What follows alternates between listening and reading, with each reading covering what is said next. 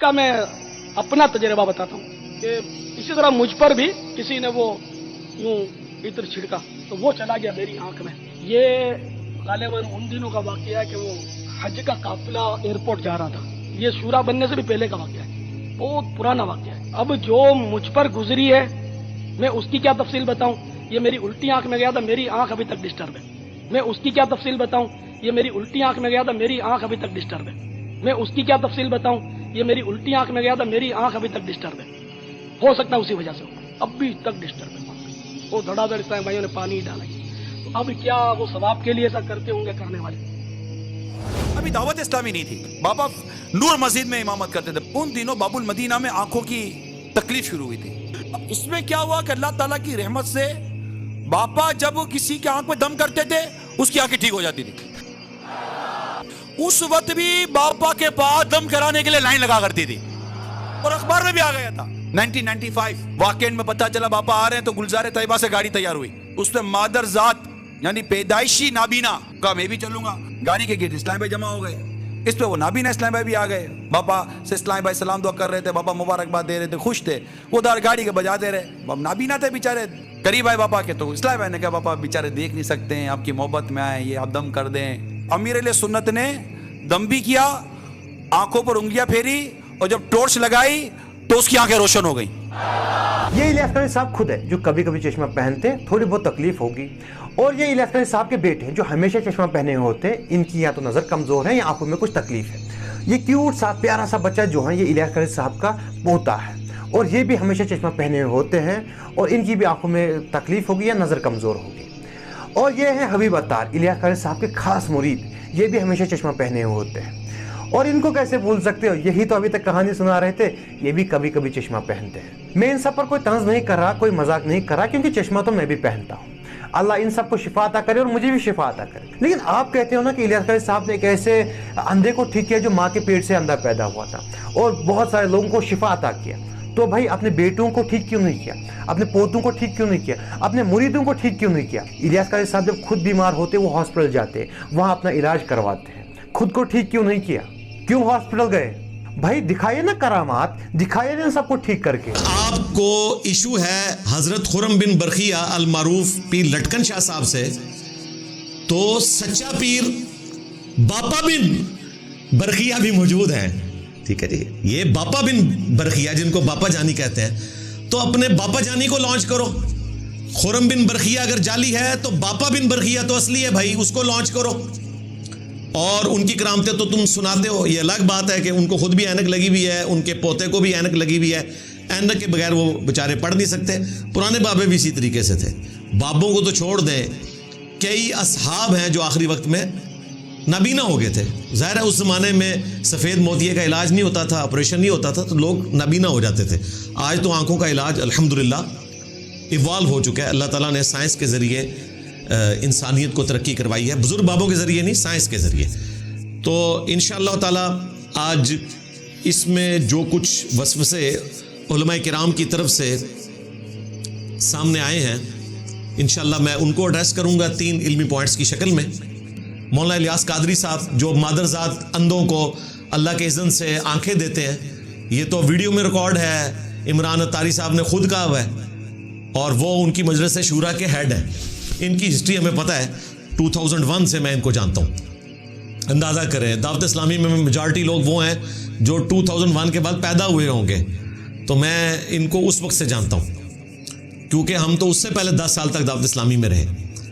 तो अपना सच्चा पीर लॉन्च करें बापा बिन बरखिया, और बजाय इसके कि आप पीर लटकन शाह साहब को अप्रिशिएट करते हैं कि इंजीनियर के मुकाबले पे वो बुज़ुर्गों का दिफा करने के लिए सामने आया है, आप मुझे गालियां निकालना शुरू हो गए हैं। और अब मेरी वीडियो रिकॉर्ड करवाने के बाद आपने उसको भी बुरा कहना शुरू कर दिया है। पहले ये तमाशा देख रहे थे, बल्कि कई उलमा ने पीर लटकन शाह का जो चैलेंज है वो अपने पेजेस से शेयर करवाया हुआ था, अंदाजा करें। और उसमें कई वहाबी उलमा भी शामिल हैं, वो ऑन कर रहे थे। और जब मैं बाहर निकलूं, मेरे नबी सा है ही कोई नहीं, तेरे बाबे थे शाही कोई नहीं, तो अब ये कह रहे हैं कि इन्होंने मिली भगत कर ली है। यानी एक टिकट में कितने मजे लेने की कोशिश करते हैं। भाई अगर ये मिली भगत है तो तुम अपना सच्चा लॉन्च करो। और तुम्हारे बकौल तो अब करामत की डेफिनेशन बदल चुकी है। आसिफ बिन बरखिया ने कहकर वो तख्त हाजिर किया था, तो यहां तो हमें खुरम बिन बरखिया नजर आ रहा है, और अगर सच्चा बापा बिन बरखिया है तो उसको लॉन्च करो। मैंने ये जो कुछ किया इसमें बाज़ हमारे स्टूडेंट्स की भी रिजर्वेशन थी कि जी इंजीनियर साहब ने अपने लेवल से नीचे उतरते हुए इसको मुंह लगा लिया, और भाई मैं अपने लेवल से नीचे नहीं उतरा हूं। अल्लाह के बंदो, इंसानी हिस्ट्री में पहली दफा कोई बंदा आया है जिसने कैमरे में ये दावा किया है कि मैं इस तरह की एक्टिविटी परफॉर्म करके बता सकता हूं। इससे पहले जितने आए वो इल्यूजन करते थे और उन्होंने माना कि हम नज़र का धोखा करते हैं, प्रैक्टिकली ऐसा नहीं करते। जिस तरह के डेविड कॉपरफील्ड है या क्रिस एंजल्स है, वो पानी पे चल के बताता है, बाद में बताया कि पानी पे नहीं चल रहा था, पानी की सतह से थोड़ा नीचे उन्होंने एक ट्रांसपेरेंट शीशे का बाकायदा एक पुल बनाया हुआ था, उस पर वो चलता था, तो फिजिकली चल रहा था।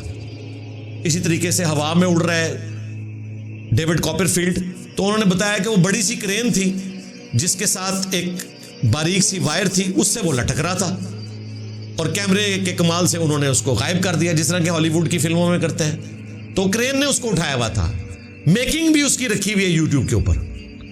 वो भी नहीं कहता मैं फिजिकली उड़ता हूं, लेकिन इनके तो दावे हैं भाई, इनके बुजुर्गों ने तो ऐसे ऐसे दावे किए हैं कि अकल को शर्मिंदा कर दे, तो भाई वो करके बताएं।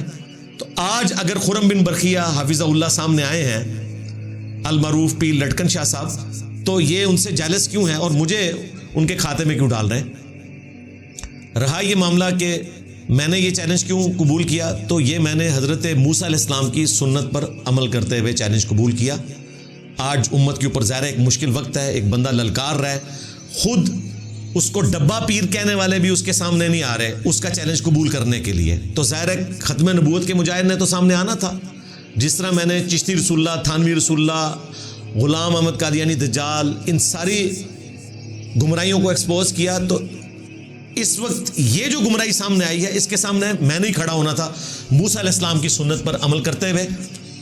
और उम्मीद है कि जिस तरह मूसा अलैहिस्सलाम उन जादूगरों के सामने आए थे और जादूगरों को पता चल गया कि मूसा अलैहिस्सलाम हक पर है और वो सजदे में गिर पड़े, इंशाअल्लाह उम्मीद है कि पीर लटकन शाह साहब हाफिज़हुल्लाह ताला भी उन्होंने वादा किया हुआ है कैमरे में कि अगर इंजीनियर साहब उस तेल के दायरे से बाहर निकले तो मैं उनको बाप मान लूँगा।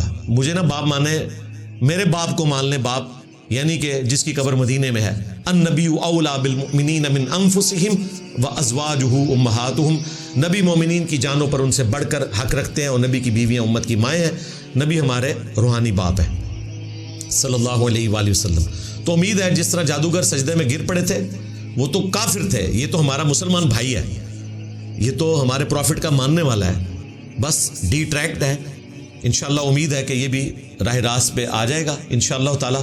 और अगर आप ये समझते हैं कि ये डब्बा पीर है, यानी कि इसने डब्बे का दूध पिया हुआ है, और आपके पास कोई सच्चा पीर मौजूद है जिसने वाकई अपनी माँ का दूध पिया हुआ है, बकौल इनके, ये तो लैंग्वेज में इस्तेमाल ही नहीं करता, चूँकि ये डब्बा पीर का मकसद मैंने आपको समझाना था कि डब्बे के दूध के इक्विवेलेंट ये चीज़ आई थी।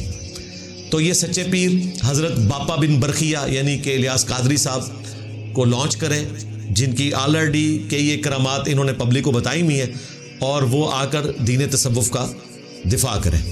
बाकी मैं आपको ये बता दूं एक हैरानकुन बात कि अगर मूसा अलैहिस्सलाम के मुखालफीन जादूगर इस दुनिया में इस वक्त मौजूद होते और वो अपनी लाठियां और रस्सियां ज़मीन पर फेंकते और वो लोगों को सांप नज़र आती, तो कोई भी उनके इस करतब से, इस शोबते से मुतासिर ना होता, क्योंकि आज अल्लाह ने साइंस के ज़रिए ट्रुथ रिवील कर दिए। मैं सिंपल तरीका उसको पकड़ने का ये था, कैमरे के ज़रिए उस पे शुआएं फेंक के पता चल जाना था कि ये ओरिजिनल है या नहीं है। उससे बड़ी बात साइंटिस्ट ने किसी एक रस्सी को पकड़ना था, उसका छोटा सा टुकड़ा निकाल के डीएनए चेक करना था, पता चल जाना था कि ये रस्सी की रस्सी है, ये तो सांप बना ही नहीं। लिहाजा आज के दौर में जादूगरों ने जो धोखा दिया था मूसा अलैहिस्सलाम की कौम को, वो इम्पॉसिबल है साइंस की बरकत से, और ये खत्म नबूवत की दलील है सल्लल्लाहु अलैहि वसल्लम।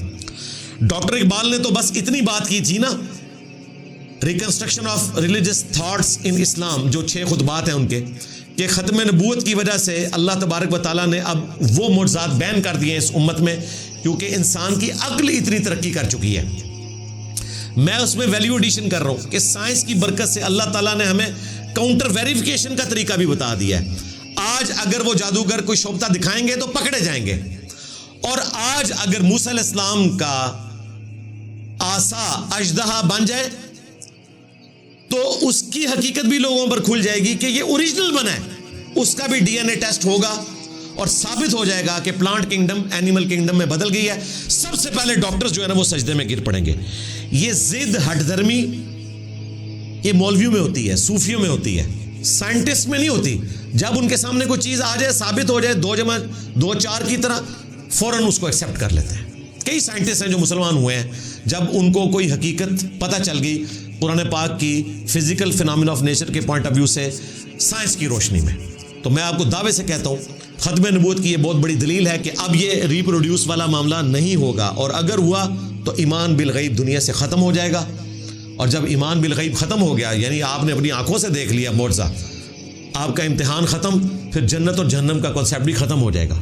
ख़त्म नबूवत का तकाजा ये है कि आज वो लाठी किसी मुसलमान को मिल भी जाए, खा वो इमाम काबा को मिल जाए, खा वो वेटिकन सिटी में बैठे हुए क्रिश्चियन पॉप को मिल जाए, या यरूशलेम में बैठे हुए किसी यहूदी रिबाई को मिल जाए, वो दोबारा से सांप नहीं बनेगी, क्योंकि उसको आप चेक कर लेंगे कि ये अजदहा बना है, उसका डीएनए टेस्ट होगा, सबसे पहले साइंटिस्ट सजदे में गिरेंगे, पूरी इंसानियत ही फिर मुसलमान हो जाएगी, ईमान बिल गैब वाला मामला ख़त्म हो जाएगा। इसलिए आज के दौर में उस तरीके से वो चीज़ नहीं होने वाली, ये भी ख़त्म नबूवत की दलील है। बाकी हमारे जो जेलम के सहाफ़ी हैं तसव्वुर हुसैन साहब हफिज़हुल्लाह ताला, उनके ज़िम्मे हमने किया है कि वो इंशाअल्लाह ताला शनाख्ती कार्ड अरेंज करेंगे पीर लटकन शाह साहब अलमारूफ खुरम बिन बरखिया का, और फिर बाकी मामलात को इंशाअल्लाह हम लेकर आगे चलेंगे। उनके इंटरव्यू में भी मैंने ये बात की, जब उन्होंने मुझसे पूछा कि ये जो एक हाथ में डंडा पकड़ कर लटकते हैं और दूसरे हाथ से कुरान की तिलावत करते हैं, तो ये कौन सा दीन है। तो मैंने उनको भी बताया था, इस वीडियो में भी मैं रिपीट कर दूं कि ये लटकन शाह का कोई कसूर नहीं है।